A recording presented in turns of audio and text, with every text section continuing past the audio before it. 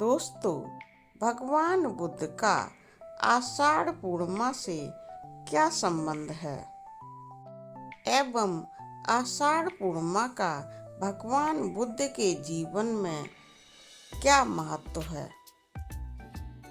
तो आइए दोस्तों, आज हम तथागत बुद्ध की तरह से मंद मंद मुस्कुराते हुए इन दोनों बातों को आसानी से समझने की कोशिश करते हैं।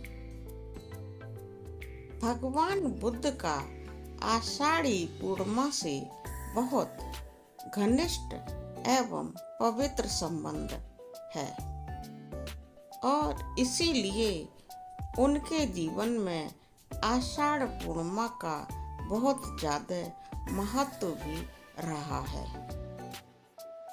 दोस्तों, जब भगवान बुद्ध ज्ञान प्राप्ति के लिए तपस्या कर रहे थे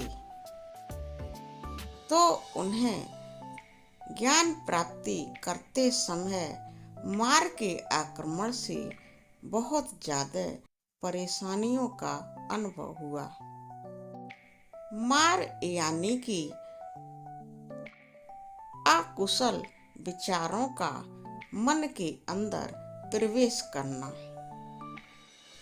और फिर मार के द्वारा मन के कुशल विचारों को खत्म करने की कोशिश करना। दोस्तों, सीधे साधे शब्दों में अगर हम समझें कि मार का मतलब क्या है, तो इसका मतलब है कि मार हमारे मन में अकुशल विचारों को प्रवेश कराने वाली एक घातक शक्ति है, जो कि हमारे मन के कुशल विचारों को नष्ट करने की कोशिश करती रहती है। भगवान बुद्ध ने ज्ञान प्राप्ति करते समय इस मार नामक घातक शक्ति को हराया।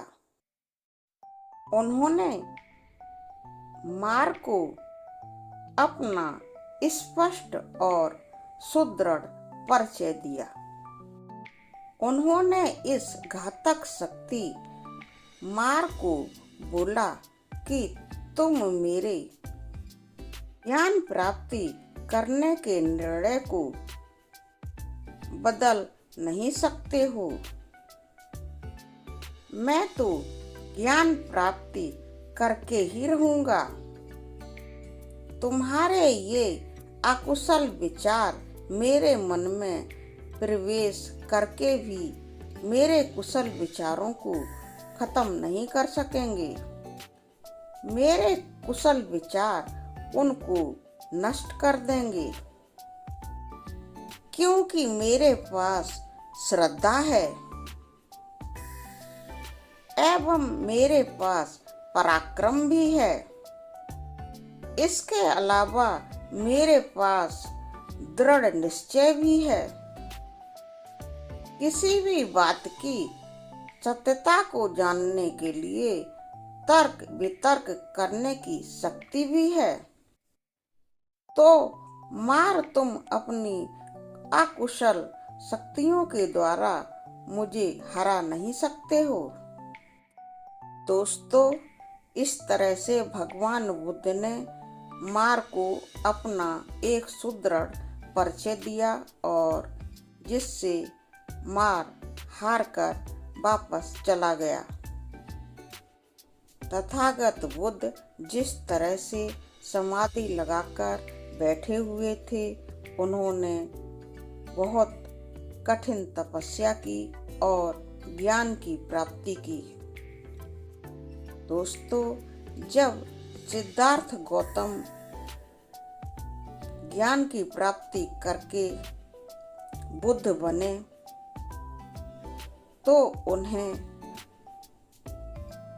मानव जीवन के बारे में बहुत सारा ज्ञान प्राप्त हुआ। उन्होंने इंसान के मन को ज्ञान प्राप्ति के द्वारा समझा, इंसानों के दुखों को समझा और दुखों को दूर करने के लिए उन्होंने ज्ञान प्राप्त किया। अब दोस्तों, भगवान बुद्ध को ज्ञान की प्राप्ति तो हो गई, लेकिन उनके अंदर यह प्रबल इच्छा जागी कि उन्हें जो ज्ञान प्राप्त हुआ है वह अपने उस ज्ञान को लोगों के कल्याण के लिए लोगों के पास तक पहुंचाना चाहते थे। लेकिन दोस्तों, उनकी इस प्रबल इच्छा के साथ साथ उनके सामने एक प्रश्न आ गया कि वह अपने आत्मज्ञान का प्रसार कैसे करें। फिर उन्होंने एक रास्ता बनाया। भगवान बुद्ध अब कपिलवस्तु से सारनाथ की तरफ आए और सारनाथ के पास मृगदाय वन में आकर अपने पहले से बने हुए आश्रम में निवास करने लगे। फिर उन्होंने आषाढ़ की पूर्णिमा के दिन 5 तरुणावस्था के बालकों को अपने पास बुलाया, उनको समझाकर परिव्राजक बनाया, अपने द्वारा ज्ञान प्राप्ति की बात उन्हें बताई और उन परिव्राजक बने बच्चों को समझाया कि मैं तुम्हें कुछ ऐसे उपदेश सुनाना और समझाना चाहता हूँ जो कि इंसानों के दुखों को मिटाकर उन्हें सुख का अनुभव करा सकते हैं। दोस्तों, जो बच्चे परिव्राजक के रूप में भगवान बुद्ध के पास उपस्थित थे, वे बड़े ध्यान से भगवान बुद्ध की बातों को सुन रहे थे और समझ भी रहे थे। उन्होंने तथागत से निवेदन किया कि आप हमें वे सारी बातें अवश्य बताएं जिनसे मानव कल्याण हो सकता है। फिर क्या हुआ दोस्तों, इस तरह से भगवान बुद्ध की यह समस्या तो हल हो गई। उन्होंने आषाढ़ पूर्णिमा के उसी दिन पर उन 5 परिव्राजकों को 5 उपदेश दिए। ये उपदेश भगवान बुद्ध ने पहली बार सिर्फ उन 5 परिव्राजक बच्चों को ही दिए थे और उन्हें उपदेशों के बारे में बहुत अच्छी तरह से समझाया। वे 5 परिव्राजक सभी भगवान बुद्ध के उपदेशों को अच्छी तरह से समझ गए। अब भगवान बुद्ध ने उन्हें परिव्राजक से भिक्षु बनाया।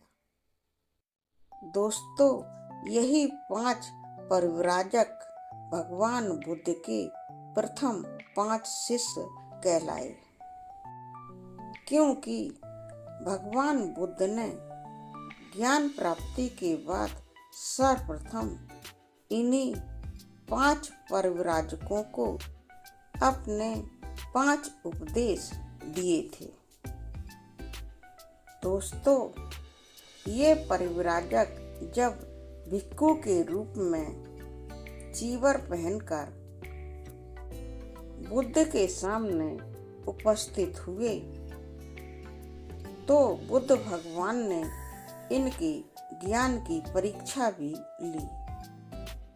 और जब भगवान उनके ज्ञान के परिपूर्ण होने से पूर्णतः संतुष्ट हुए तो उन्होंने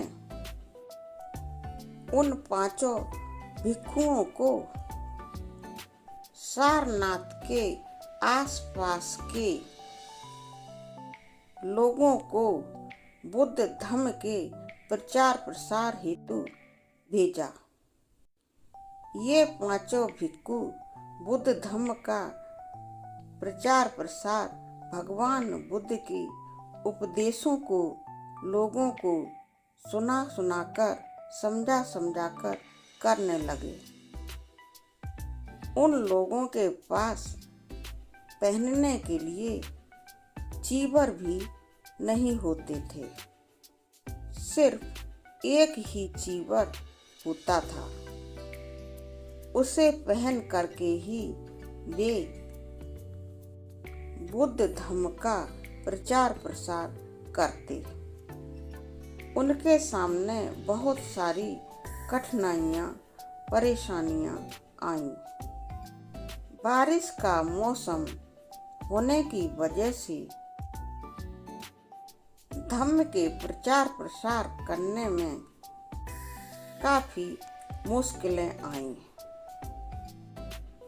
सभी भिक्षु लोग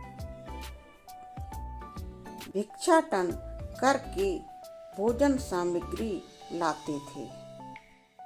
कभी कुछ नहीं मिलता तो भूखे भी रहते। बारिश में भीगने की वजह से गीले भी रहते।